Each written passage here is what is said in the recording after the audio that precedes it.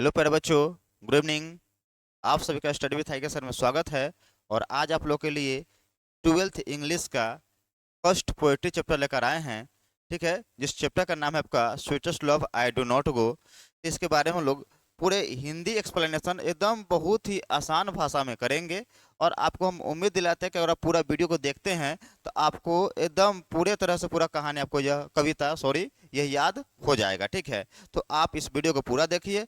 कहीं भी अगर दिक्कत होता है तो आप मुझे कमेंट करके जरूर बताइएगा कि यह वीडियो आपको कैसा लगा। तो आइए हम लोग इस वीडियो को शुरू करते हैं। ठीक है, तो बच्चों हम लोग यह जान लेते हैं पहले कवि परिचय के बारे में। ठीक है, कवि परिचय के बारे में जानते हैं। जो हमारा चैप्टर का नाम है वह है बुआ sweetest love I do not गो, जिसे जॉर्डन ने लिखा है। कौन लिखा है बुआ? जिसे जॉर्डन ने लिखा है। ठीक है, और यह एक इंग्लिश पोएट है, यानी कि इंग्लैंड के पोएट है। ठीक है, तो इनके बारे में हम बेहतरीन से इनके बारे में हर चीज़ जानेंगे। और आपको कुछ हम एडवांस भी डाले हैं कि आपको ज़्यादा से ज़्यादा नॉलेज गेन हो सके। ठीक है, आप प्राप्त कर सके। तो आइए इसके बारे में जानते हैं। जॉर्डन क्या थे, इनका जन्म कब हुआ, मृत्यु कब हुआ, पिताजी का नाम क्या था, माता का नाम क्या था, हर चीज़ पे जानते हैं। तो आइए शुरू करते हैं। तो जॉर्डन का जो जन्म हुआ था, बर्थडे हुआ था बुआ, वह 22 जनवरी 1572 को हुआ था। कहाँ हुआ था? तो लंदन। और लंदन कहाँ पड़ता है बुआ? इंग्लैंड में पड़ता है। ठीक है, और इन अ रोमन कैथोलिक फैमिली, इनका परिवार कैसे परिवार में हुआ था? तो रोमन कैथोलिक फैमिली। ठीक है, और इनका जो परिवार था वह एक ट्रेडर्स था, यानी कि व्यापारी था। क्लियर? तो बोलिए, तो फिर से कीजिए, एक बार रिवीजन कीजिए कि जॉर्डन का जन्म 22 जनवरी 1572 को लंदन में एक रोमन कैथोलिक फैमिली में हुआ था। जो उस समय उनका परिवार क्या था? तो एक व्यापारी था, ट्रेडर्स था। क्लियर? आई होप को समझ में आया होगा। देखो बच्चों, बता दें कि जिस समय इनका जन्म हुआ था ना, उस समय एंटी कैथोलिक और रोमन कैथोलिक में क्या चल रहा था? विवाद चल रहा था। ठीक है, और जो एंटी कैथोलिक थे वो अपने आप को उच्च मान रहे थे और रोमन कैथोलिक को नीच मान रहे थे। ठीक है, उसी में क्या था? विवाद चल रहा था। और आपको बता दे कि रोमन कैथोलिक के बुआ उस समय इनलीगल कहा जाता था। क्या बोला था उसे? इनलीगल। लीगल नहीं, क्या बोला था उसे? इनलीगल कहा जाता था। आगे आपको इसके बारे में फिर और भी डिटेल से चर्चा करेंगे। तो आइए इसके बाद जानते हैं कि जॉर्डन का मृत्यु कब हुआ था? तो 31 मार्च 1631 को हुआ था इनका मृत्यु। क्लियर? कहाँ? यूनाइटेड, ये भी लंदन में हुआ था। यूनाइटेड किंगडम मतलब ब्रिटेन को ही यूके कहा जाता है, यूनाइटेड किंगडम कहा जाता है। क्लियर? तो वहीं पे क्या इनका होता है? इनकी मृत्यु भी होता है। क्लियर? आई होप कि आपको समझ में आ गया होगा। अगर आपसे कोई पूछे इनका जन्म तो क्या बोलेंगे कि सर 22 जनवरी 1572 को, और मृत्यु तो सर 31 मार्च 1631 को होता है। क्लियर? चलिए आइए, इनका पेरेंट्स था। His father name was Jordan senior. इनके पिता का नाम था जॉर्डन, इनके पिता का भी नाम था, लेकिन जो बड़े थे इसीलिए क्या लगा लिया उन्होंने? सीनियर। यानी कि इनके पिता का नाम क्या था? जॉर्डन सीनियर था। And mother name was Elizabeth Heywood, यानी कि इनके जो माता का नाम था वह एलिजाबेथ हेवुड था। क्या था? Elizabeth Heywood. ठीक है, his father Jordan senior died in 1576, यानी कि जो जॉर्डन जो थे, वो जॉर्डन सीनियर जो थे, उनकी मृत्यु क्या होता है? 1576 में हो जाती है। वेन, जब आवर पोएट, हमारे कवि जॉर्डन वाज 4 years ओल्ड, उस समय हमारे जो पोएट है कौन? जॉर्डन, वो कितने साल के रहते हैं? वह मात्र 4 साल का रहते हैं। क्लियर? अगर आपको अगर कहिएगा कि सर आप जॉर्डन के बायोग्राफी पर वीडियो बना दीजिएगा तो आपको हम इस पर ही बनाकर आपको हम उपलब्ध करा देंगे। क्लियर? तो आप कमेंट में बताइएगा, आपको इसकी तरह कोई भी दिक्कत नहीं होगा। ठीक है, हम इसमें जितना हो सके बेसिस डालने की कोशिश किए हैं, बेसिक नहीं डाल पाए हैं कि फिर दिक्कत होगा। ठीक है, आगे जाइए। अगला है फिर, he is well known for Pioneer of metaphysical poetry. देखिए, जॉर्डन को मेटाफिजिकल पोएट्री के नाम से जाना जाता है, क्योंकि यह मेटा मेटा मतलब होता है अलग दुनिया। ठीक है, फिजिक्स से परे दुनिया को क्या बोलते हैं? मेटा फिजिकल कहते हैं। अब जैसे देखिए, जैसे होता है ना कि इनके में फिजिक्स का कोई नियम लागू नहीं होगा। यह क्या होता है? मतलब कि फिजिक्स से परे वैसा दुनिया जिसमें फिजिक्स पर कोई उसमें महत्व नहीं है। यह मतलब कि प्रेम की दुनिया में इसे इन्हें लव पोयम भी कहा जाता है। ठीक है, तो इसे क्या होता है, फिजिक्स से परे दुनिया को क्या बोलते हैं, मेटाफिजिकल। ठीक है, जैसे चांद के पार चलो, तो चांद के पार में यहाँ फिजिक्स क्या हो रहा है, यहाँ पे लागू नहीं हो रहा है, तो ये क्या हो गया, फिजिक्स से परे दुनिया हो गया। तो इसी तरह यह जो है, यह लव यानी कि एकदम लव के बारे में क्या पूरी तरह से एकदम समझा देना है, फिजिक्स में जैसे कोई काम ना हो। ठीक है, तो इसी तरह इन्हें कौन सा पोएट कहा जाता है, इन्हें मेटाफिजिकल पोएट कहा जाता है। क्लियर, किसे बुआ, तो जॉन डन को। क्लियर, आ गया ये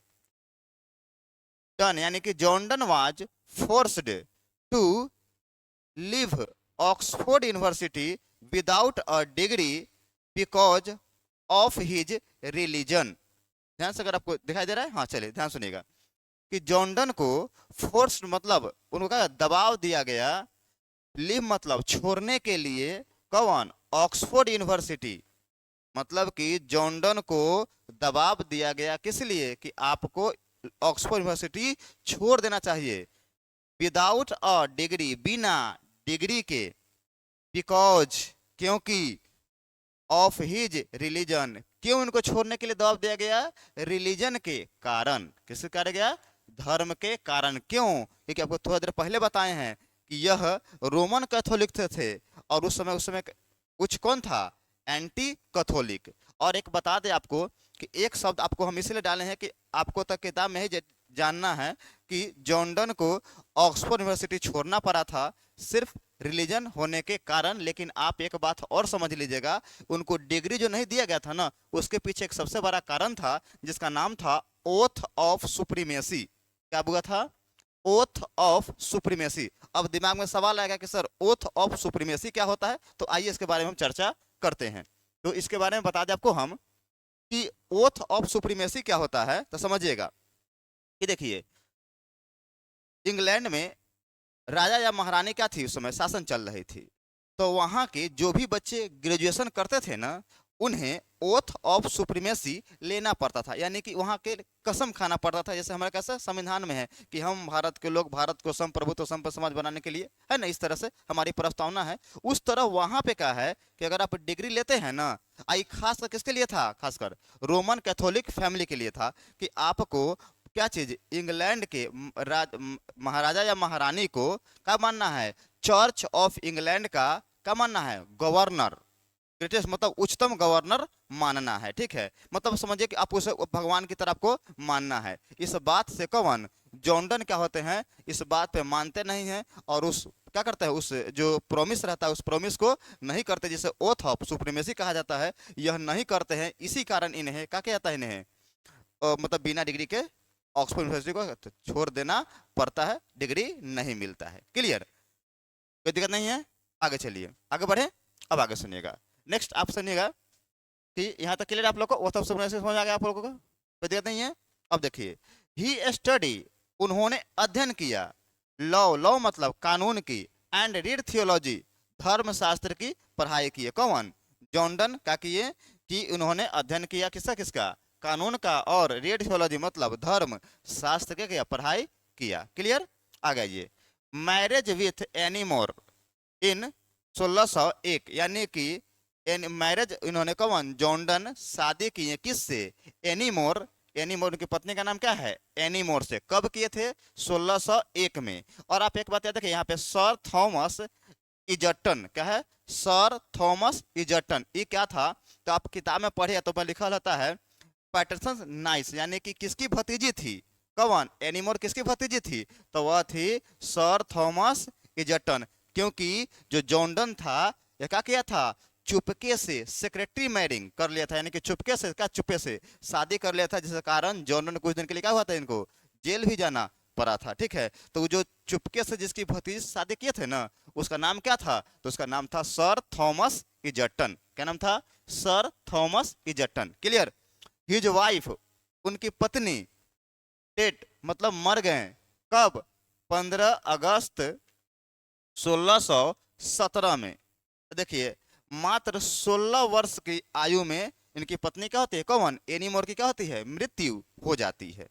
ठीक है, लेकिन आपको बता दें कि एनी मोर को जो मृत्यु होता है ना, वह होता है बुआ, आपको बता दें कि उस समय क्या होता है कि यह 12वें बच्चे के, क्या चीज, 12वें बच्चे को जन्म देते वक्त क्या होती है, इसकी मृत्यु हो जाती है। क्यों? क्योंकि जब यह 12वें बच्चे को जन्म देती रहती है ना, तो उस समय क्या होता है कि मतलब किसके, एनीमोर के पेट में एक मतलब मरा हुआ बच्चा क्या होता है, मतलब जन्म लेता है, जिसके कारण इस बेचारी कौन, जो एनीमोर थी, वो उस दर्द को बर्दाश्त नहीं कर पाती है और उसकी क्या होती है, उसकी मृत्यु हो जाती है। क्लियर? आई होप आपको समझ में पूरी तरह से आया होगा। किसी तरह कोई भी कंफ्यूजन हो, कोई भी सवाल हो आपको इस जॉर्डन से रिलेटेड, तो आप मुझसे कमेंट करके पूछ सकते हैं, कोई दिक्कत नहीं है। क्लियर? आगे बढ़ते हैं, आगे आइए। अब आगे आगे है आपका कि जॉर्डन के कुछ क्या आपका रचना है। कौन सा रचना है तो समझिएगा। Jordan is well known, Jordan के जाने जाते हैं, हिज, उनकी रचना कौन कौन है समझिए, तो सॉन्ग्स एंड सोनेट्स, कौन है, songs and sonnets, satires and the elegies and sermons. ये क्या है आपका, तीन याद रखिएगा, क्योंकि क्वेश्चन इससे पूछेगा कि जॉर्डन का जो फेमस किताब का नाम बताइए, तो क्या मारेगा, songs and sonnets, satires and the elegies and sermons. Clear? और ये जो क्या आपका पोयम है, पोयम नहीं, क्या है आपका पोएट्री जो है आपका, यह 40 लाइन का है। कितना लाइन का है, 40 लाइन का है। Poem divided in 5 Octave. Octave का मतलब होता है जिस पोएट्री का, जो पोएट्री 8 लाइन का होता है, उसे हम क्या बोलते हैं, उसे बोलते हैं, उसे ऑक्टेव कहते हैं। उसे क्या बोलते हैं, ऑक्टेव। तो 5 ऑक्टेव में क्या है, अब 5 ऑक्टेव यानी कि 8 लाइन वाले का को 5 ऑक्टेव में क्या है, यह विभक्त है। और लाइन कितने इसमें है, तो 40 है। क्लियर? कोई दिक्कत नहीं है आपको, एक बार आप इसको देख लीजिएगा, हम कोई दिक्कत नहीं है, आगे बढ़े।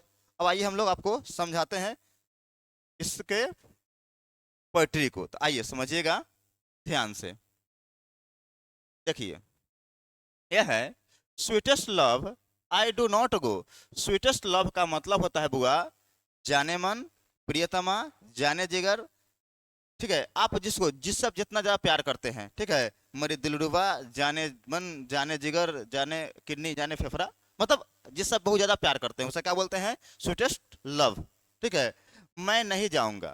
अब कहाँ नहीं जाऊंगा भाई, तो जॉर्डन जर्मनी की यात्रा पे जाने वाले थे। कहाँ पे, जर्मनी की यात्रा पे। और अगर आपका मैरिज अगर हो गया होगा, तो आप जानते हैं कि सबसे बड़ी डिफिकल्ट काम होती है पत्नी को मनाना। क्या होता है, पत्नी को मनाना। क्योंकि पत्नी को जब इंसान मनाना जान गया, वह इंसान इस दुनिया में सक्सेस हो गया। क्योंकि पत्नी लोग बड़ा दिमाग खाते हैं, पता है आप लोग को। तो आइए, ई जॉर्डन जब जर्मनी की यात्रा पे जाते रहते हैं, तो उनकी पत्नी क्या होती है, उनकी पत्नी थोड़ा अजीब हो जाती है, वो तो उदास हो जाती है। तो उस उदासी को खत्म करने के लेकर कौन, जो जॉर्डन थे, वो अपने पत्नी को किस तरह से समझाते हैं, इस पोएट के माध्यम से हम लोग समझने की कोशिश करते हैं, क्योंकि ऐसा हम सभी के जीवन में होने वाला है। क्लियर? तो आइए समझते हैं। बोलते हैं, sweetest love I do not go, प्रियतमा, जाने मन, मैं नहीं जाऊंगा। भाई कहाँ नहीं जाओगे, जर्मनी में नहीं जाऊंगा। क्यों नहीं जाओगे, आइए आगे बढ़ते हैं। फॉर वेरीनेस ऑफ दी, यानी कि वेरीनेस का मतलब होता है बुआ थक जाना या उब जाना। कभी कहते हैं कि जाने मन, अगर तुम्हें लग रहा है कि मैं तुमसे उब गया हूं या तुमसे मेरा मन भर गया है, अगर तुम्हें ऐसा लग रहा है कि तुम्हें छोड़ के हम जा रहे हैं, तो मैं नहीं जाऊंगा। क्या समझिएगा, क्या बोले, मेरी जाने मन, मैं तुमसे उबने के कारण या तुमसे मन भरने के कारण मैं तुमसे दूर नहीं जा रहा हूं। क्लियर? आ गया ये। Nor in the hope the world can show. Hope मतलब होता है आशा करना, और वर्ल्ड मतलब संसार, पता है आप लोग को। ना ही इस उम्मीद में आशा, चाहे ना ही इस आशा में, चाहे ना ही इस उम्मीद में द वर्ल्ड कैन शो, कि इस दुनिया में the world can show A fitter love for me. ना ही इस आशा में कि इस संसार में ए फिटर लव का मतलब होता है बहुत ज्यादा प्यार करने वाली। ठीक है, मतलब तुमसे ज्यादा प्यार करने वाली मुझे कोई मिल जाए। क्या कहते हैं, कभी फिर से समझिएगा कि स्वीटेस्ट लव मतलब जाने मन, मैं नहीं जाऊंगा। अगर तुम सोचती हो कि मेरा तुमसे मन भर गया है, मेरा तुमसे मन उब गया है, तो मैं नहीं जाऊंगा। और ना ही मुझे यह आशा है कि इस संसार में तुमसे ज्यादा प्यार करने वाली मुझे क्या है कोई मिल जाए, इसलिए तुम डरो मत, मैं ऐसा कुछ नहीं करने वाला हूं। क्लियर? आ जाइए। But since that I must die at last, लेकिन अंत में मुझे क्या होना है, मर जाना है। यहाँ पे डाई का मतलब आता है मर जाना। अंत में क्या है, मुझे मर जाना है, सब लोग को मरना है अंत में।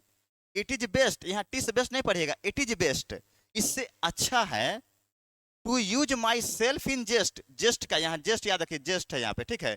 जेस्ट मतलब होता है मजाक, ठीक है। तो इससे अच्छा है कि मैं जो अपना जो जीवन है, जो मेरा क्या है लाइफ है, उसे मैं क्या करूं, हंसी मजाक में क्या करूं, मैं बिता दूं। ठीक है।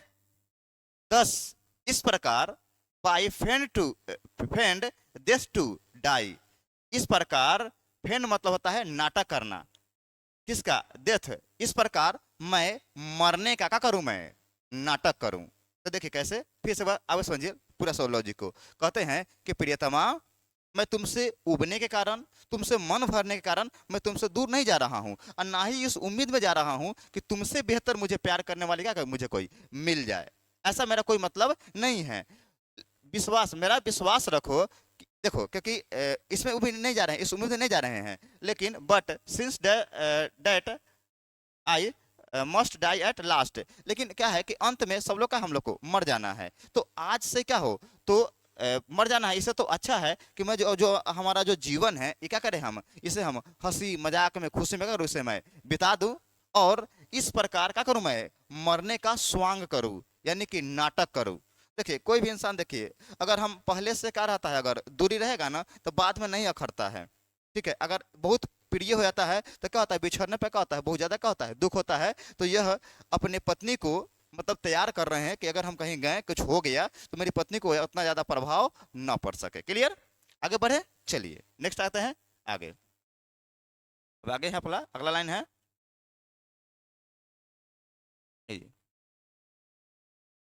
अगला लाइन आपका है, yesternight the sun went hence. Yesternight बताता है कल रात, पीछे बीता हुआ रात, पिछले रात। द सन सूरज वेंट गया था, चला गया था, कल रात सूरज डूब गया था। And it is here today, और देखो आज सूरज वापस आ गया है। अपनी पत्नी को सूरज, अगर सूरज से एग्जाम्पल देते हैं कि देखो कल सूरज क्या हुआ था, डूब गया था, और फिर देखो आज सूरज क्या हुआ, वापस आ गया है। ही हैथ है लेकिन यहाँ पे हैज पड़ेगा। He has no desire nor sense, उस सूरज के पास ना ही कोई इच्छा है, ना ही कोई चाहत है, ना ही कोई अभिलाषा है, ना ही उसके पास कोई सेंस है। जब वह आ जाता है दोबारा तो हम क्यों नहीं आएंगे, क्योंकि मेरे पास तो तुम मेरी इच्छा हो, मेरी अभिलाषा हो, मेरी चाहत हो, तो हम क्यों नहीं आएंगे तुम्हारे पास। क्लियर? आगे सुनिएगा। नॉर हाफ सो शॉर्ट अभी, और उस सूरज के पास कोई छोटा रास्ता भी नहीं है कि वह ये मैं चलाएगा, लेकिन मेरे लिए तो छोटा रास्ता भी है। आगे सुनिए। देन फियर नॉट मी, इसलिए तुम मत डरो, इसलिए तुम मत चिंता करो। बट बिलीव, लेकिन विश्वास करना। डेट आई शैल, कि मैं करूंगा, कि मैं करूंगा एस्पीडियर जर्नी। क्या चीज? एस्पीडियर जर्नी, मतलब सूर्य से भी तेज गति से जाऊंगा। आप फिर कहा ना समझते हैं, बोलता है सब बोलता है कि क्यों डर रहे हो, यूं गए और यूं आए, नहीं बोलते हैं सब, वही बोल रहा है स्पीडियर जर्नी, सूर्य से भी तेज गति से जाऊंगा।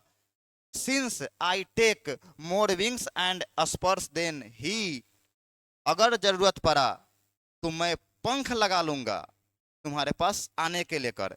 तो बताइए इसमें फिजिक्स कोई काम आएगा? का इंसान पंख लाकर उड़ जाएगा? नहीं उड़ेगा ना। ये सब क्या है, ये सब एक मेटाफिजिक्स है। क्या है? मेटाफिजिक्स। फिजिक्स का लॉ काम करता नहीं, इसीलिए बोले हैं इनको मेटाफिजिक्स कहा जाता है। क्लियर? तो बोलते हैं अगर जरूरत पड़ा तो मैं क्या करूंगा, पंख ला के आ जाऊंगा। क्यों? क्योंकि मेरे पास, क्योंकि स्पर्श का मतलब होता है मोटिव, क्योंकि मेरे पास मोटिव है, और वह मोटिव कौन हो, तुम हो। ठीक है। तो फिर समझिए, एक बार फिर समझिए कि देखो कल सूरज डूब गया था, फिर देखो सूरज वापस का सुबह में आ गया है। उस सूरज के पास ना ही कोई इच्छा है, ना ही कोई शक्ति है, ना ही कोई सेंस है, और ना ही उस सूरज के पास क्या है, कोई छोटा क्या है रास्ता है। तब फियर नॉट मी, इसलिए तुम मत डरो, इसलिए तुम मत डरो, बट बिलीव, मेरा विश्वास करो, दैट कि आई शैल मेक, मैं करूंगा, स्पीडियर जर्नी, मतलब सूर्य से भी तेज क्या करूंगा, गति से जाऊंगा, और since I take more wings and spurs than he, और जाऊंगा सब तुरंत, समझो कि यूं गए और यूं आए।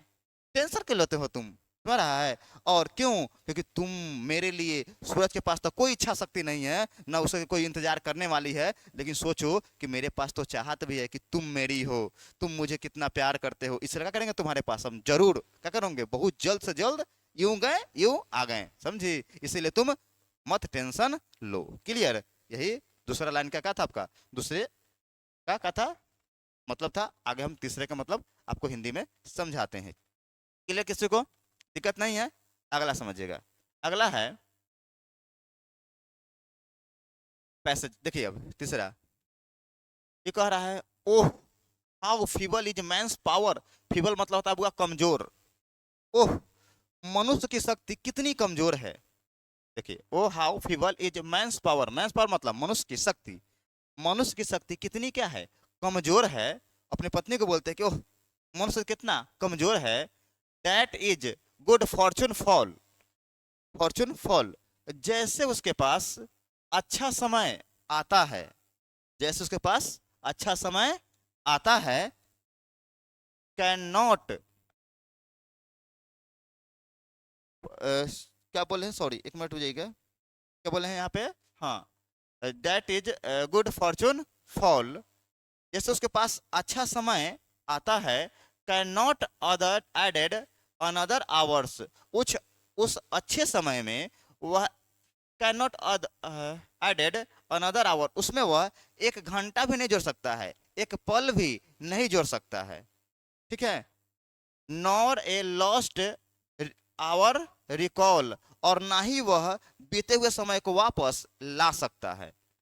बट लेकिन कैम सॉरी कम बैड चांस, लेकिन जैसे बुरा समय आता है, लेकिन जैसे हमारे जीवन में आता है बुरा समय आता है, and we join to it our strength, हम लोग उससे जुड़ जाते हैं, उस बुरे समय से जुड़ जाते हैं, और उस बुरे समय को अपना शक्ति, स्ट्रेंथ मतलब क्या होता है बुआ, शक्ति होता है, हम उसे दे देते हैं।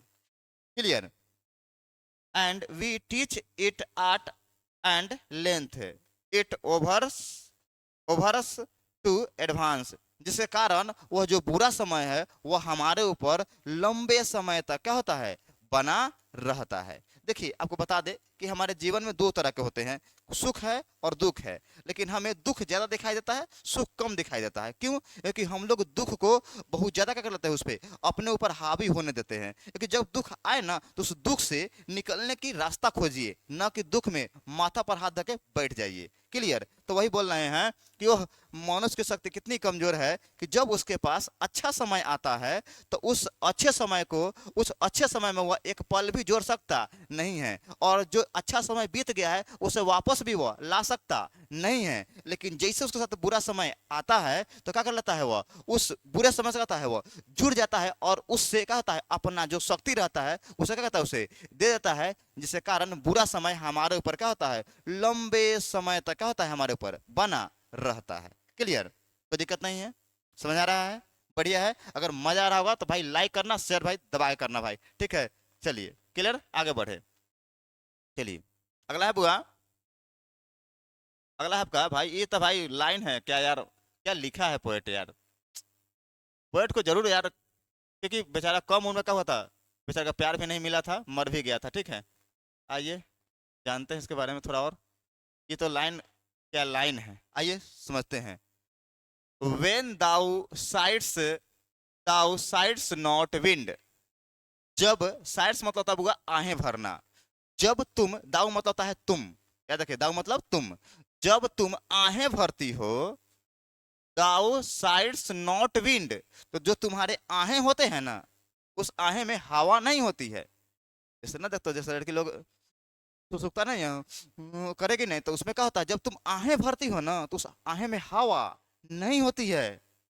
But sigh'st my soul away, लेकिन जो तुम्हारे जो आहें हैं ना, भरने की जो आवाज है, वह मेरी आत्मा को उड़ा ले जाती है। समझ रहे हो क्या कह रहे हैं? कि जब तुम आहें भरती हो, और देखते होगे नया नया भाभी लोग आपके घर के बगल बगल में होंगे, तो जब भैया जाते हैं तो भाभी लोग कैसे रोते हैं, देखिएगा आहें भर भर के, यानी कि सुसुक सुसुक के रोएंगे।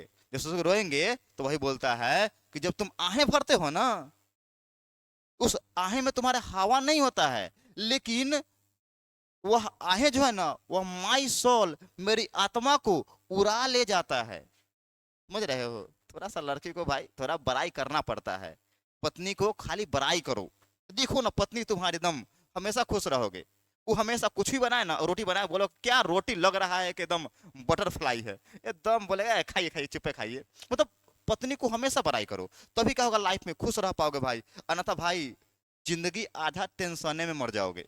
इसके लिए पत्नी की बड़ाई करना जानना है तो स्टडी विथ हाइका सर को क्या करना है, सब्सक्राइब कर लेना है, क्योंकि इस पे हमेशा ऐसे आपको पोइट्री के द्वारा आपको हम हमेशा देते रहेंगे हर एक कंटेंट को। क्लियर? आइए फिर कहता है वेन, जब, दाऊ मतलब तुम, विपस मतलब रोना, अनकाइंडली काइंड मतलब बेरुखी से रोती हो। जब तुम बेरुखी से रोती हो ना, ना होता है बेरुखी से रोना मतलब, ना कहता है बक धरना, गांव में कहता है "हाँ, कैसे बोल दिला हुआ बबुनी बक धरत हथिन", ब मतलब सुसुक के रोइत हथिन, ना कहता है। गांव में सुनिए दादी मम्मी लोग कहती है, जिससे पत्नी को डांट दिया तो कहती है ना बबुनी अथी सुसुक के रोइत हथिन, पूरा बक पे बक चढ़त है कि नहीं है? तो वह बोल रहा है कि जब तुम बेरुखी से रोती हो ना, my life blood doth decay, decay मतलब है सड़ जाना, गल जाना, बर्बाद हो जाना। तो मेरा लाइफ जो है ना, वो बर्बाद हो जाता है। सोचिए कितना बड़ा बड़ा मान रहे हैं जॉनडन साहब, क्या बोल रहे हैं कि जब मतलब कि तुम जब रोती हो अनकाइंडली बेरुखी से, तो मेरा ब्लड क्या होता है, जम जाता है, रुक जाता है, थक जाता है। आप जो लॉजिक लगाना लगा सकते हैं, कोई दिक्कत यहाँ तक नहीं है। आगे आइए। इट कांट बी, ऐसा नहीं हो सकता है, ऐसा नहीं हो सकता है। क्यों नहीं हो सकता? आगे आइए।